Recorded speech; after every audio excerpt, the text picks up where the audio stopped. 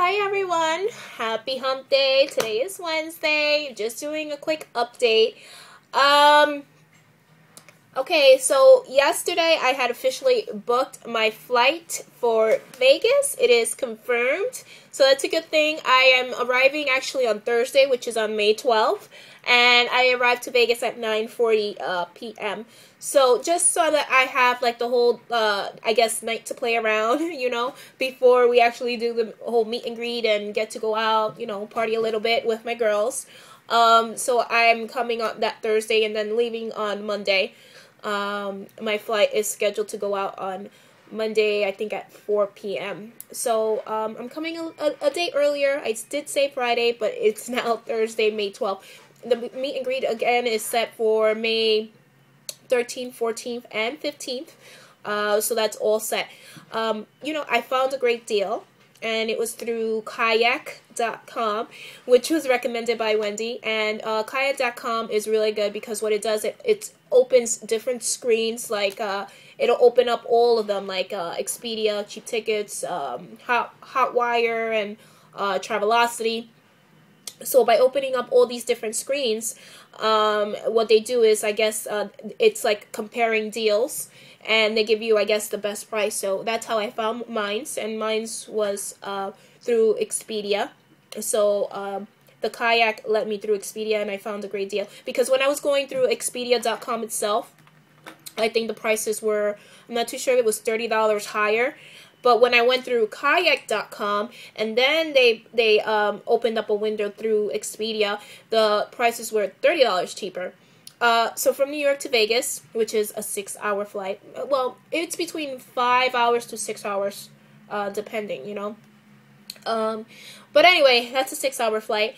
I got my price at $350, which was really good.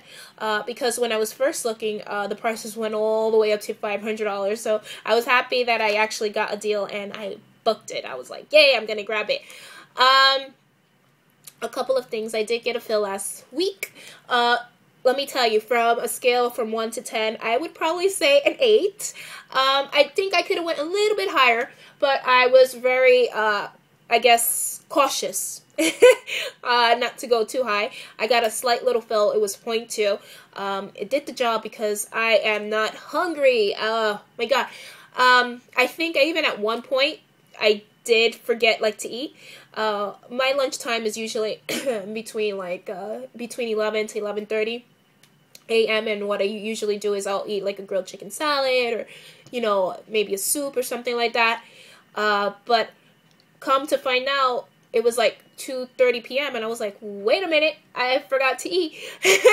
So which was like very odd because before the fill, I was like starving. I mean, literally starving to the point where I was getting scared, to where I was calling my doctor. I'm like, please get me in immediately for a fill, And what's so funny, and what I came to find out, I guess 2 years down the line of being, a Lapand patient, is that I guess as the time goes by, or as much, or even if you tend to lose more weight, or as your weight goes even more down, what I found out is that you start to lose restriction. So I didn't have a fill for 9 months, and I guess I had lost the restriction completely. And by what I mean by restriction, because I do break it down into two, was actually having, I guess, my appetite under control. My appetite was all over the place, and I started freaking out. So I wanted that fill immediately. So the fill is working out great for me, to the point where I could still eat, pretty much what I like. And what I mean is that I'm still able to eat meat, you know what I'm saying? Because like I said, I did come from a point where I couldn't even eat meat. So I still wanted to eat meat, but I wanted to stay satisfied and control my hunger and not be hungry. So I'm at that point, where my hunger is under control. A couple of things I did notice, right? And which was a total coincidence, is that, all right, I had my appointment for January 6th, which I totally did not even, you know, say what day I want it, right? So that was for January 6th, which was my 2-year surgery, right? I had an appointment, you know, for a fluoroscopy, where they physically went and checked my band to see if everything was okay, and I had a fill. And then next week, which is January 18th, right, is going to be my 1-year post-op of plastic surgery, right? So on that day, again, totally out of coincidence, because I didn't even, you know, think about it, or until I actually looked at the calendar. I'm like, wait a minute, this is my 1-year post-op plastic surgery day. And on that particular day, I'm going in to my doctor here in the US, my plastic surgeon, because when I say 1-year post-op of plastic surgery, it was when my plastic surgery was in Colombia. So I'm going in next week on January 18th, and I'm going to go ahead and revise my sides. You know, I like I told you, I had that problem because of my infection, that they weren't able to go in and really take my sides, you know. And I have, what's that thing called? I can't think of it now, but I have those extra fats on my sides, so they're going to go ahead and take care of that. What I came to find out is that they're not going to do it regularly like lipo. I guess what they're going to do is some sort of smart lipo, which could be done at the office, and he says it's like a no-brainer, and it's a 20-minute procedure, which I was like, what? That's it? 20 minutes? And again, it's being completely covered because they weren't able to get into it through the first time that they revised my surgery.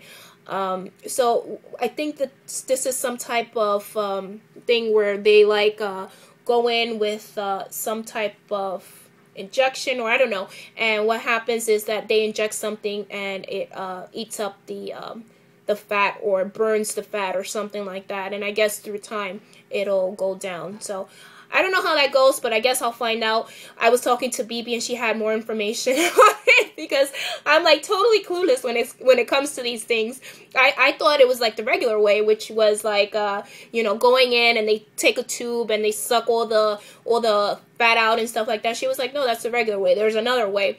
And she was like, this is the much easier way, because when the doctor was like, oh, I'm going to do it at the office and we're just going to use Novocaine, and it's going to be 1 to 3. You can even go to work the same day. I was like, I'm not going to go into work. I'm like, what, are you kidding me? I'm going to take off because I don't know how this thing is going to go, and I'm probably going to freak out at that, because I was already getting nervous, because when I start to see blood or anything like that, I start to freak out and I pass out. So I'm definitely going to have my friend there. But yeah, that's what's done on that particular day, which is funny, because I'm like, what is the coincidence of January 6th, which was my 2-year Lapand day, and then January 18th, which was my 1-year plastic surgery date. Like, I'm like, woo, what a coincidence there. But anyway, I just wanted to bring that up to you guys. There's not much really going on. I lost a pound from last week, 154.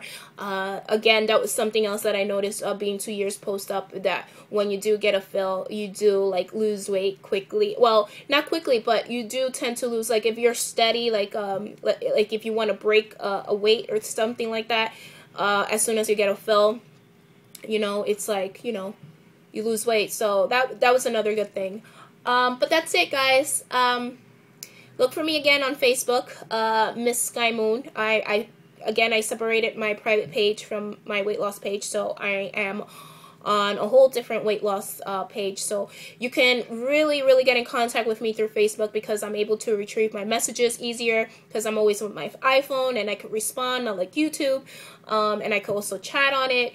So again, easiest way to find me and talk to me is on Facebook, Miss Sky Moon. I'll post the link down here. Alright guys, have a great weekend. Take care. Bye-bye.